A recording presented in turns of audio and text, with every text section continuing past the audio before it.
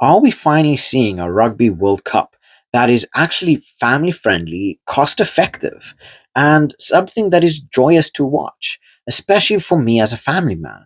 What you want to do is you want to bring your family to these games to experience them live. I want to break this down. There's been an article that has been released. So please like, subscribe. It really does help the channel grow. And let's get into it. Now, like I said, is this finally going to be a relatively cost effective tournament? I think so. Looking at the article, looking at ticket prices, because especially anything, whether you are a single guy, whether you're a young adult, whether you are you have a family and you have 4, 5, 6, 7 kids, however busy you are, it can get expensive, especially in today's world. Everything is expensive. I live in England. If I want to go and take my family out to, let's say, go and have a dinner for us, I'm spending no less than like £80, £90. Convert that to rand. That's just absolutely ridiculous. Convert that to Australian dollars. Not as bad, but still pretty ridiculous. So when we look at something like this, which is a truly amazing spectacle. Obviously, if you live in Australia, it's something to be joyous for. But even then, as a traveling fan, someone that's going to be coming from abroad, whether it's from England, South Africa, New Zealand, Germany, Scotland, Ireland, wherever you are in the world, you want something that's going to give you a bang for your buck. Now, we look at the tournament. So there's a 24 team expansion, 52 games. We look at the tickets and pricing. So there's going to be over 2.5 million tickets made available. Tickets are going to be made available relatively soon, so make sure to grab those tickets. I think it's going to be sort of early 2026 that it's going to be coming available. But yes, 2.5 million tickets available. Adult tickets are going to be starting from 40 Australian dollars. So that equates to around 20 pounds sterling UK. And then that covers around 500 rands South African.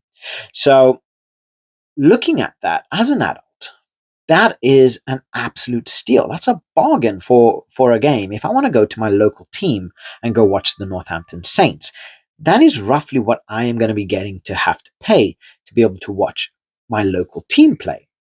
This, you are getting to see world rugby. You're getting to see some of the best teams in the world playing at a relatively affordable price, right? Over 1 million of these tickets are going to be under 100 Australian dollars. Children are going to be from 20 Australian dollars, and under twos will be free, which is always lovely to see. And then you have the 2027 Superfan Pass for 750 US dollars, which gives you access to all 52 games, but there's only 2,027 of these available. So if you are going to want to grab it now. That is an absolute bargain, an absolute steal. And if you want to catch all of these games and you're willing to travel, this is something to do. Now, there's going to be so many different, you know, there's going to be so many different things. Obviously, I think you're going to be able to get a lot of tickets from things like Ticketmaster and so on. But there's going to be a lot here. Like I say, you're going to literally be seeing you are literally going to be seeing some of the best teams in the world play. The tickets are relatively good, and the tickets, I think you can start to register your interest in it from 29th of July. So just in I think it's actually today. And then the pre-sale starts in February 2026 after the draw. And this is going to open up a lot, right? Because this is what I say, it's literally going to be the first time that I think a lot of families are truly going to be able to experience the spectacle. And this is the one thing that I'm so big on, especially when it comes down to rugby and its community. We have one of the best communities in sport, just in general. Taking your children, taking your family, your friends to go and watch a game, Whether you are a rival fan, you can be sitting right next to each other and you can feel the passion for the game, right? It's one of these games that you can absolutely go nuts at each other whilst the game is playing. And then immediately after the game, you can go grab yourselves a beer or go to the pub and have an absolute laugh or a bit of banter with, with one of the rival fans who are sitting right next to you. So it really does bring a community together. And I think this is going to do brilliant for Australian rugby because I think Australian rugby, unfortunately, they're on such a decline because you have your Aussie rules and you have all of these other sports in Australia, which are taking a lot of, um, they're taking a lot of the athletes, they're taking a lot of the spotlight over what rugby is. We look at Australia many years ago, right? Even going as around, between 2010 and 2015, they were still a very scary force. They are nowhere even near that. They have amazing players like your Will Skelton, Rob Ballatini, who was an absolute beast up against the Lions in the second tour. You have players like Joseph Suali'i, who is, in my opinion, one of the best players in the world. He's truly a prodigy of the game, coming from rugby league, and making a good impact. Yes, his defense does need to get better before he truly starts going into the conversation as one of the best of all time. But this is something that he can work on and get better with. He's still a young guy. But in terms of offense, he is so scary. He's got the perfect build, the perfect frame. He's got the perfect mind for it. Yes, he's not perfect. There isn't a single player in rugby that is perfect. But Swali'i, he's getting damn near close to achieving that. So they have a lot of talent on their books. You look at the performance that Jorgensen had in the second test, but there are lots of different factors. And unfortunately, I feel in Australia, rugby politics are interfering in, just general politics are interfering in rugby. I feel that there's a lot of back and forth. There's a lot of publicity that is trying to be shown where it's not needed, where there's a lot of players that should have been playing for Australia, but didn't because of the First Nations and Pacifica. I feel there's a big amount of controversy there. The reasoning behind the reason that First Nations and Pacifica was created, and the need to show more than I want to. I want to word it so that I also don't get myself into shit. Um, but I just feel that there are a lot of players that were playing for the First Nations that could have been playing for Australia, but because of politics and because oftentimes the outward appearance is more valuable to certain people than an actual performance and having the best squad available for a team like the Lions. Um, I don't know. Look into it yourself. But there's a lot going on in Australia right now. And I feel that they are truly one of the greats of all time. But things need to change, right? And I think a tournament like this will help with with the young talent, showing just how truly amazing rugby truly is, what it means, the camaraderie, the love, the joy, the effort, the dedication. Australia has so much talent, and they can truly become one of the greats in the world. But A, funding, B, management from the top to the bottom.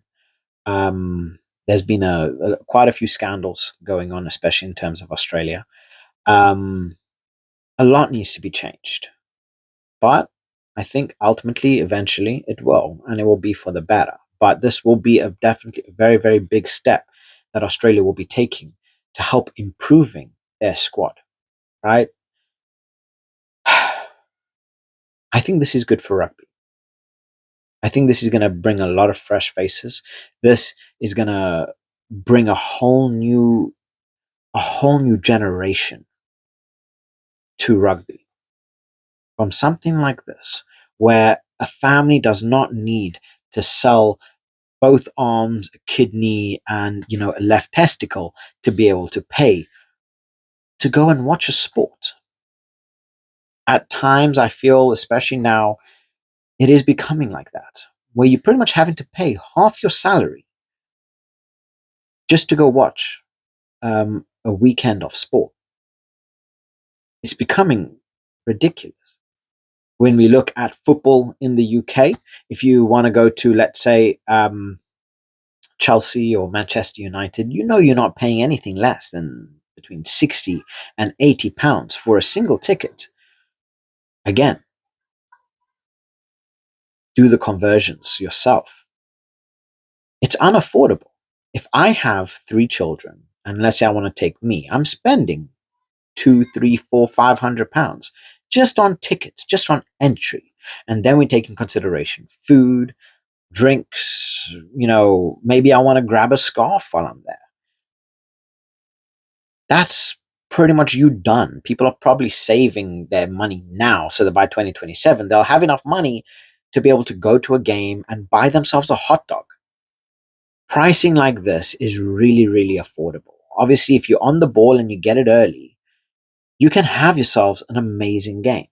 And again, 750 Australian dollars to get access to all 52 games. How amazing would that be? Tickets are going to sell fast. If you have the ability, go. Grab them now. Make sure to register your interest immediately. It's good for the sport. And I don't care whether I'm from South Africa, whether I'm from England, Australia, Ireland, the sport is what needs growing. It's what needs the media. It needs the interest. And teams like Australia need the next generation to continue to develop to becoming a monster of rugby again. Because we look at Australia through the years, they were always classified as one of the top four. You would always see South Africa, New Zealand, and Australia in that conversation, and then flitting between teams like England, who are monsters of rugby.